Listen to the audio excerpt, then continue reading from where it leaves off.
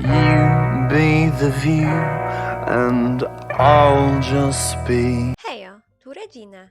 Dziś przychodzę do Was z filmem o nawiązaniach religijnych w Sailor Moon. Zapraszam do filmu. Naoko Takeuchi interesowała się wieloma rzeczami, co potem wykorzystała, tworząc swoją serię mangi Sailor Moon. Tworząc tę serię korzystała z wielu inspiracji ówczesnej popkultury. Użyła także wiedzy o minerałach ziemskich, astrologii czy astronomii. Inspirowała się również różnymi legendami i wierzeniami. Sięgnęła do np. wierzeń buddyjskich, mitów grecko-rzymskich czy religii katolickiej. Jej inspiracje miały wpływ na późniejszy wygląd serii anime Otoe Animation, która podbiła cały świat. Nawet po tylu latach seria Sailor Moon w formie mangi i anime inspiruje nowe pokolenia i ma wpływ na współczesną popkulturę. W tym filmie poruszę nawiązania religijne w Sailor Moon. Będę odwoływać się zarówno do anime, jak i mangi. Postać Usagi. Zacznijmy od samej postaci Usagi i jej roli w całej serii. Zarówno w mandze, jak i w anime Usagi jest następnym wcieleniem księżniczki Księżyca Serenity, która jest odwołaniem do bogini Selene z mitologii greckiej, gdzie jest ona boginią i uosobieniem Księżyca w jednym. W mandze i anime matka Usagi z poprzedniego życia także nosi imię Serenity i jest przedstawiana jako królowa i bogini Księżyca. Same moce Usagi są wzięte od Księżyca i nie widać to tylko w nazwach ataków, ale też w tym, jak fazy i energia Księżyca na nią wpływają. Ogólnie na każdym kroku jest poruszony boski aspekt Usagi, a jej moce głównie skupiają się na oczyszczaniu energii i jej wewnętrznej sile. Jest utożsamieniem kobiecości i przechodzenia z fazy dziecinnej dziewczynki w kobietę. Jest to nawiązanie do tego, że przez wieki bogini Księżyca, jak i sam Księżyc utożsamiano z kobiecością. Sama siebie nazywała wojowniczką sprawiedliwości i miłości. Sama rola i znaczenie postaci Usagi, oprócz bycia zainspirowaną wierzeniami greckimi, można w niej dopatrzyć również elementów buddyzmu i katolicyzmu. Usagi od osoby będącej beksą i niezdarą przechodzi przemianę w pewną siebie kobietę, która musi stawić czoła światu i chaosowi, który jest tajemniczą, złowieszczą energią. W tym prostym zabiegu fabularnym można dopatrzyć się postawy buddyzmu, czyli dążenia do coraz lepszej wersji siebie i chęci zajrzenia w głąb samego siebie. W serii pojawia się także motyw reinkarnacji i nowego życia. Z katolicyzmu zaś zaczerpnięty został motyw osoby, która sama musi pokonać zło i mu się przeciwstawić. W postaci Usagi widać motywy zaczerpnięte z Jezusa. Usagi w poprzednim wcieleniu, jako księżniczka Serenity, powstała w nieznany sposób, podobnie jak Jezus. Usagi traci życie i musi obudzić się w nowym wcieleniu na nowo. Motyw zmartwychwstania. Usagi także jest osobą, która stara się zrozumieć każdą postać i ją nawrócić na dobrą ścieżkę. Nie cierpi niesprawiedliwości i zawsze szuka sposobu, by postąpić słusznie. Zbiera nawet całą świtę wojowniczek, które mają z nią walczyć, a ona im przewodzi. Tak jak Jezus przewodził 12 apostołom. Ciągle w serii przewija się jej motyw poświęcenia za przyjaciół i ziemia. Ostatni ark w mandze pokazuje, jak musi dokonać ostatecznego wyboru i poświęcenia, będąc w tym samą, co jest nawiązaniem do Jezusa umierającego na krzyżu za zbawienie ludzkości. Usagi jest też postacią symbolizującą matczyną i kobiecą siłę, ale też boginię o wielkiej mocy, która otwiera bramę do lepszego świata, Krystal Tokio. Usagi jest symbolem nadziei i sensu walki. Endymion. Postać Endymiona jest inspirowana mitologią grecką. Zarówno jego imię, jak i jego historia. Endymion w mitologii greckiej to piękny młodzieniec, którym od pierwszego wejrzenia zakochuje się bogini Selene. Sama postać Endymiona w mitologii ma symbolizować piękno śmierci i tłumaczyć widok księżyca.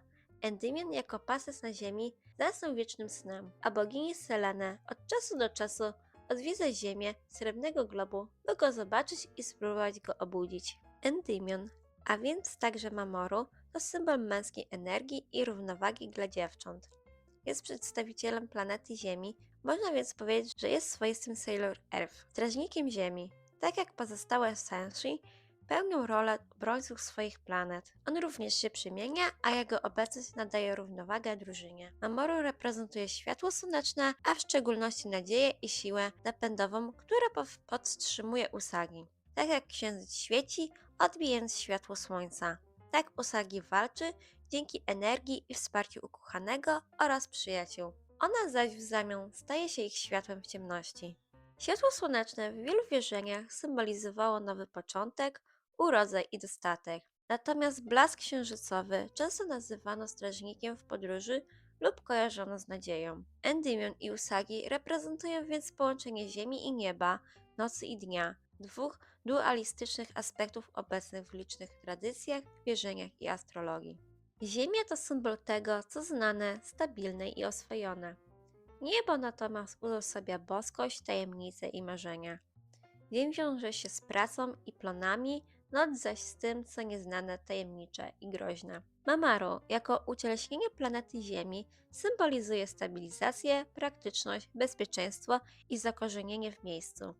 Jest tym, co namacalne i trwałe, podczas gdy Usagi ucieleśnia to, co duchowe, ulotne i niewidoczne dla oka. Mamoru posiada także parapsychiczne moce i prorocze sny, co wiąże się z tym, że Ziemia w astrologii bywa kojarzona z ludzkim ciałem, jego podatnością na wpływ energii oraz intuicją człowieka. Stabilność i spokój, które symbolizuje, są widoczne również w jego charakterze. Mamoru zawsze stara się zachować opanowanie, nie dawać Usagi powodów do zmartwień i pomagać jej na wszelkie możliwe sposoby, zapewniając jej bezpieczeństwo. Paradoksalnie, jednak to on częściej przyjmuje w historii rolę damy w opałach. Jego Tuxedo Kamen pełni funkcję anioła stróża, działającego z ukrycia, co można odczytać jako inspirację wierzeniami rzymskimi lub tradycją katolicką. Jednocześnie wciela się w rolę tajemniczego kochanka, symbolu pożądania, nieznanego i skrytego. Róża, której używa w walce, jest znakiem pasji, miłości i ochrony, a jej znaczenie jeszcze wyraźniej ukazuje się później, gdy odkrywamy prawdę o jego tożsamości. Mamoru jest także postacią symboliczną, pełni rolę przewodnika, który wprowadza młodą dziewczynę w świat dorosłości. W tym sensie przypomina przewodników znanych z religii antycznych,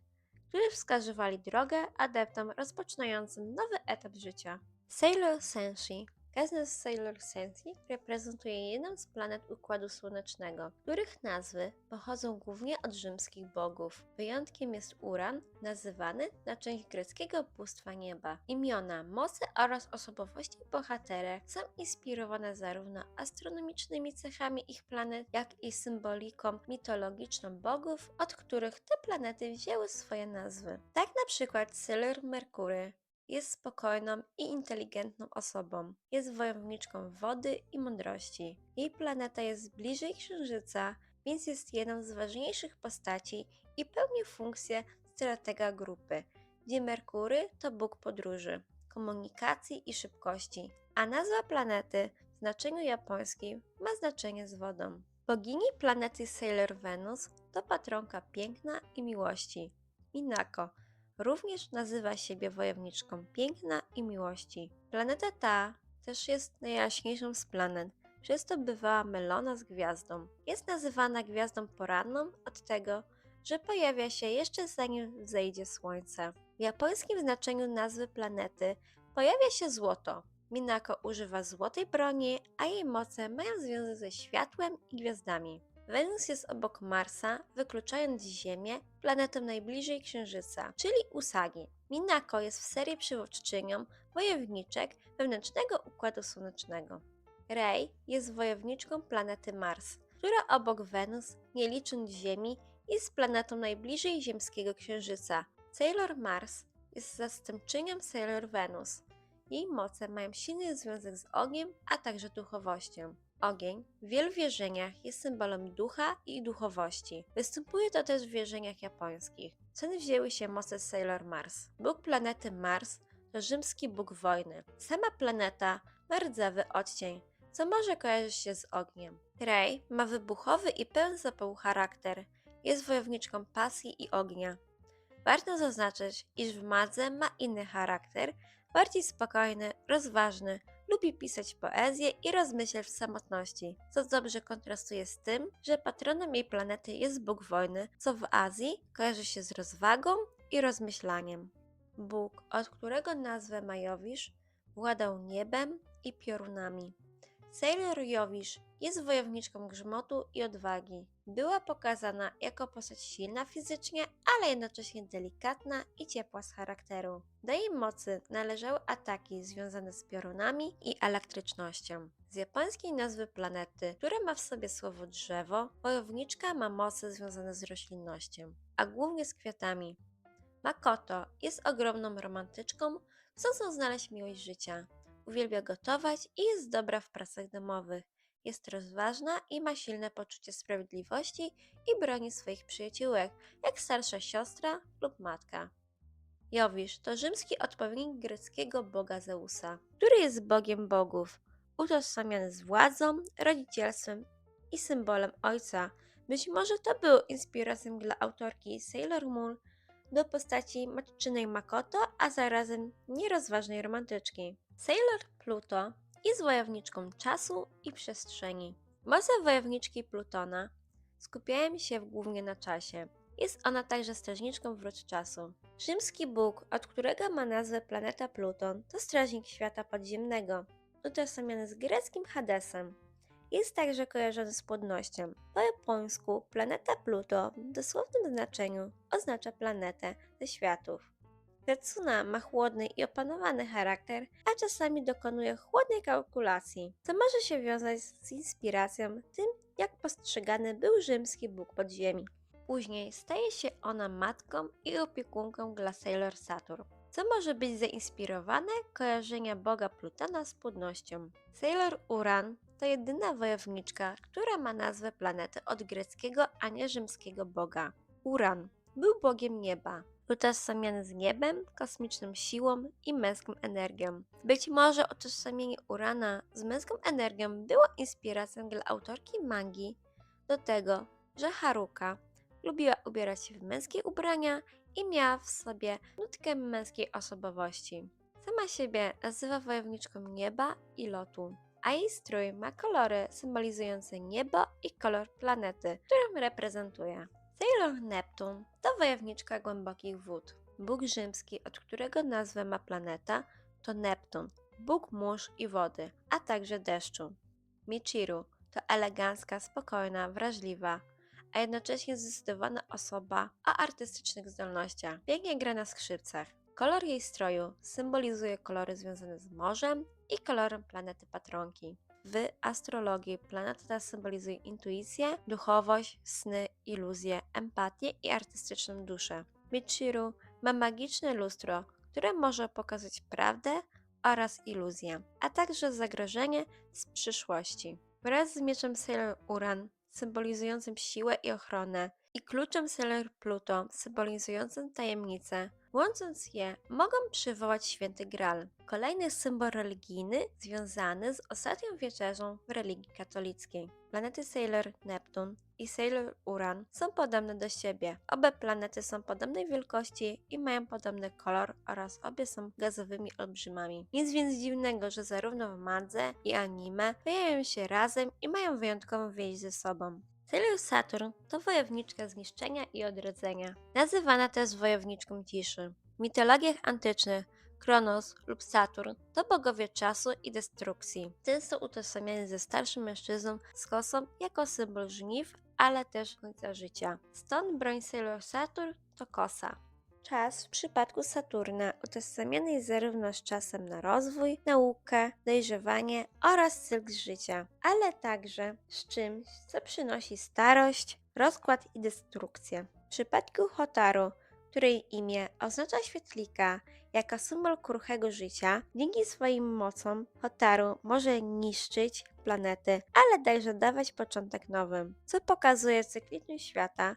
Coś umiera i coś się rodzi. Z tego powodu Sailor Uran i Sailor Neptun obawiały się odrodzenia Sailor Saturn, której odrodzenie oznacza koniec świata. W astrologii Saturn jako planeta jest postrzegana jako transformacja lub nauczyciel. Symbolizuje naukę, lub dążenie do celu poprzez trudności oraz potrzebę czasu, by dojrzeć lub coś opanować. Sama Hotaru nie miała łatwego życia i posiadała chorowite ciało i co było bardziej zaznaczone w mandze, ojca, który nie troszczył się o nią należycie. Ostatecznie poświęca swoje życie, ale dzięki swojej mocy i pomocy Sailor Moon odradza się jako niemowlę i trafia pod opiekę Outer Shensi, gdzie Sailor Pluto odgrywa rolę matki, a Sailor Uran i Sailor Neptun dobrych ciotek lub starszych sióstr tworzą razem kochającą rodzinę, co symbolicznie pokazuje koniec jednego życia i początek drugiego.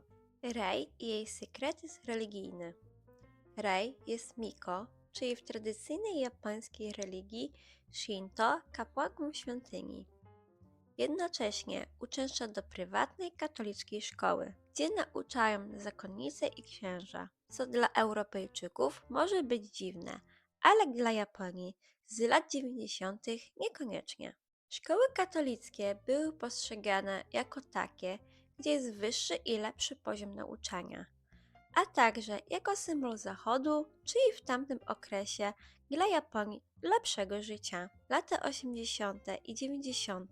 to także okres wzrostu popularności zachwytu kulturą Zachodu, a katolicyzm przez Japończyków był postrzegany jako element kultury Zachodu, czym w pewnym sensie jest. Modne były na przykład ozdoby z krzyżykami lub postacie używające jakiejś mocy lub elementów związanych z chrześcijaństwem. Efekty tego widać w różnym stopniu w mandze i anime Sailor Moon, a także nawiązania do innych dzieł kultury z Europy. Rei, która jest pokazana jako postać mocno uduchowiona, taka szkoła wydaje się idealnie pasować. Jednak jak to możliwe, by łączyć dwie różne religie? Japonia naturalnie przez lata połączyła ze sobą shintoizm, buddyzm, taoizm, więc współcześnie, pomimo przeważającej ilości ateistów, nadal ludzie biorą udział w świętach lub chodzą do różnych świątyń, raz do shintoistycznej, a innym razem do buddyjskiej.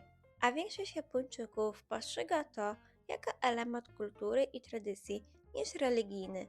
Więc nic dziwnego, że wielu Japończyków zaczęło tak postrzegać katolicyzm. Koty przewodnicy.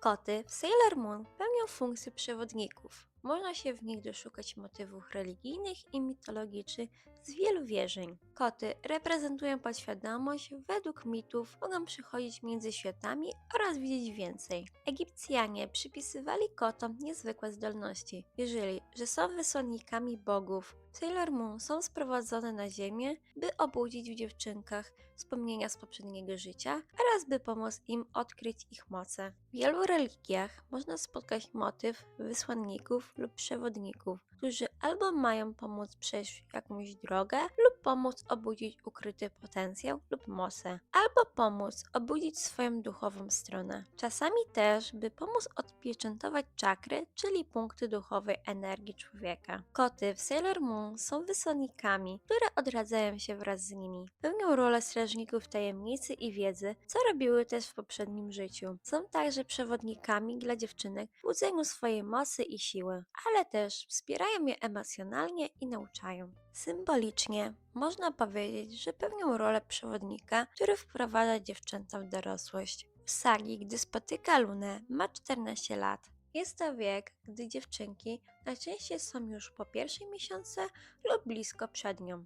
Krótko przed spotkaniem Luny ma specyficzne sny. Wraz z Luną odkrywa swoje moce i je rozwija, ale spotykają ją także różne trudności. Usagi wraz z rozwojem swojej mocy dojrzewa i coraz bardziej panuje nad swoimi emocjami i słabościami. Jej pragnienia i powinności też ulegają zmianie, co jest normalne dla dziewczyny, która powoli dorasta i zaczyna mieć inne obowiązki i problemy. Spotyka też Usagi wielka miłość i cały balans związany z związkiem i relacjami z innymi. Usagi zaczyna odnajdywać swoją kobiecą stronę w sensie emocjonalnym i cielesnym. Koty w serii Sailor Moon mogą też symbolizować Yin i Yang. Luna jest koloru czarnego, a Artemis białego. Do tego jeden jest samicem, a drugi samcem. A Yin i Yang reprezentują walkę dobra ze złem, światła z ciemnością oraz równowagę energii męskiej i żeńskiej. Dodatkowo imiona kotów mają ukryte znaczenia. Luna to inne imię bogini Księżyca, która jest jego strażnikiem i personifikacją. Artemis to z kolei imię greckiej bogini łowów, która była opiekunką dzikiej przyrody i dziewictwa oraz młodych dziewcząt. Według mitów chroniła je przy wchodzeniu w dorosłość. W późniejszym okresie kojarzona z Księżycem, według nowej tradycji utożsamiana z Selenę, boginią Księżyca, a Apollo był jej bratem. W Rzymie zaś utożsamiana z Dianą. Diana zaś w Sailor Moon jest córką kotów, Luny i Artemisa. W tym przypadku widać wyraźnie zamiłowanie na oko Takeuchi do starożytnych mitów i kultury zachodu. Symbol chaosu. Chaos jest symbolem pierwotnej energii ciemności, bez której nie może istnieć światło. Jest alegorią do wiecznej walki dobra ze złem. Chaos to ukryta postać lub byt, który walczył z Usagi od samego początku, tylko się krył za postaciami antagonistów. Zawsze był ukrytym cieniem, który szukał słabości lub negatywnych emocji ludzi, by na nich żerować, by osiągnąć swój cel. Jedynie królowa Serenity ze Srebrnego Milenium i Usagi nie były w stanie mu ulec, ale oprócz roli antagonisty, zła, z którym Sailor Moon ma walczyć, jaką rolę pełni? Chaos w wielu religiach, w tym mezopotamskich, greckich i chrześcijańskich, jest ukazywany jako pierwotna energia, z której wszystko się rodzi, lub jako początek świata, również jako symbol ciszy lub przeciwwaga dla boskiego porządku, co można także zauważyć w Sailor Moon. Chaos od samego początku pod przykrywką staje na drodze naszym bohaterom, by osiągnąć swoje cele. Chaos w religiach też jest ukazywany jako ciemność lub zło, które istniało od zawsze, którego nie można zniszczyć, choć burzy ład boski, ponieważ to właśnie sprawi zniszczenie równowagi w wszechświecie. Ciemność i światło w wielu religiach symbolizuje równowagę świata i to, że bez światła nie ma ciemności, a bez ciemności światła, więc muszą istnieć jednocześnie i nie mogą się nawzajem zgładzić, bo oznacza to koniec świata. Przykładem równowagi dobra i zła, światła i ciemności może być Yin Yang. Chaos też ma inny symbol.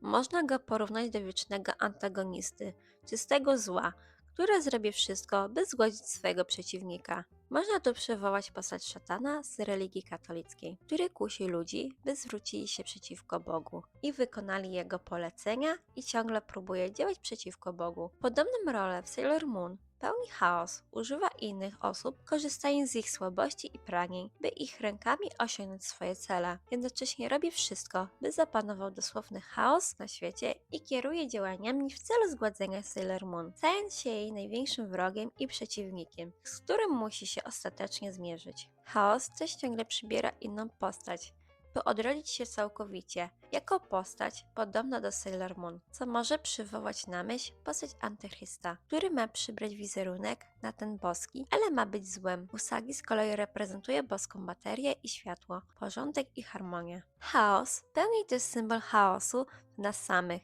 naszych lęków i zmartwień. Każda z wojowniczek musi zmierzyć się ze swoimi trwogami i słabościami. Usagi zmienia się z dziewczyni w kobietę. Dodatkowo ma coraz więcej zmartwień. Na początku bardzo łatwo wpada w złość i płacz, jednak z czasem dojrzewa. W ciągu serii bywa przygnębiona i rozpaczona, ale nie chce zamartwiać tym rodziny i przyjaciół, więc stara się ukrywać swoje emocje przed nimi. Z czasem uczy się na nich polegać, jednak nadal próbuje być osobą, na której to one mogą polegać i wylewać swoje smutki, co jest mocnym kontrastem do jej charakteru z początku serii. W mandze Sailor Cosmos, która jest dorosłą wersją Usagi z przyszłości, z innego wymiaru, postanawia spotkać samą siebie oraz swoich przyjaciół i rodzinę w momencie, kiedy miała ich wszystkich przy sobie i ich straciła, ale udało jej się ich uratować.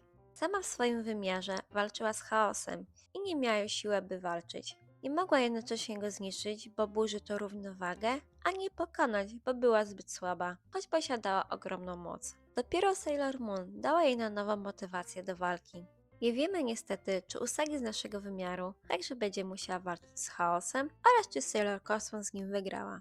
Można się w tym doczytać przesłania, że nieważne jak dojrzali, mądrzy i wspaniali jesteśmy oraz jakie trudy zwyciężyliśmy, to nadal mogą pojawić się na naszej drodze trudności, z którymi będziemy mieli problem, oraz takie, które sprawią nas w rozpacz. Gdy zdarzy się nam kogoś stracić lub czemuś nie podołać, Jednak nie należy się poddawać. Sama Usagi, nieważne z czym musiała wygrać, a nie byli to tylko złole, nie poddała się i nie zatraciła samej siebie i swojej pozytywnej dziecięcej strony. Zakończenie jest niepewne i sami musimy zdecydować, co się mogło stać oraz jaki los spotka naszą Usagi. Ziemia jako raj. Naoko Takeuchi pokazuje nam ciekawy obraz Ziemi. Ziemię pokazuje wręcz jako raj lub cudowne miejsce. To właśnie Ziemia jest miejscem, które zachwyca księżniczkę Serenity ze Srebrnego Milenium. Zaś gdy akcja zaczyna się dziać w latach 90., Ziemia staje się miejscem kultur. Widzimy w serii różne rzeczy, którym na oko się zachwyciła: kamienie naturalne, kwiaty, popkultura, w tym manga i gry, oraz elementy kultury zachodu. Ziemia staje się wesołym miejscem zabaw. Na oko przedstawia też Ziemię jako miejsce, gdzie można spotkać wspaniałych przyjaciół oraz zawiązać cudowne więzi miłosne i rodzinne, tworząc najwspanialsze wspomnienia. Ziemia to także miejsce, gdzie królowa Serenity wysyła wojowniczki, by się odrodziły. Dziewczyny zaczynają mieć na niej cudowne, spokojne życie i postrzegają Ziemię jako cudowny dom. To właśnie o Ziemię i ludzi na niej mieszkających toczą się bitwy. Usagi kocha Ziemię, jej naturę, ludzi i kulturę. To właśnie tu spotyka miłość i przyjaźń, której na Księżycu nie mogła doświadczyć. Pomimo przeżywania trudności i bólu, ma szczęśliwe życie i to właśnie jej rodzina i przyjaciele są jej prawdziwą mocą. W przeciwieństwie do chaosu, który zawsze był sam i jest sam. Naoko też w swojej mandze stworzyła wspaniały świat lat 90. i zaprezentowała w nim to, co ówcześnie młodzież pokochała w popkulturze. To dlatego dzieci i nastolatkowie do tej pory wspominają te czasy z nostalgią i uśmiechem. Ten popkulturowy boom dała także nadzieję na kontynuację i rozwój tej popkultury w latach 2000 i kupiła swoją wizją lat 90. cały świat. Podsumowanie. Sailor Moon to dzieło, które na zawsze zapisało się w historii popkultury i zachwyciło cały świat.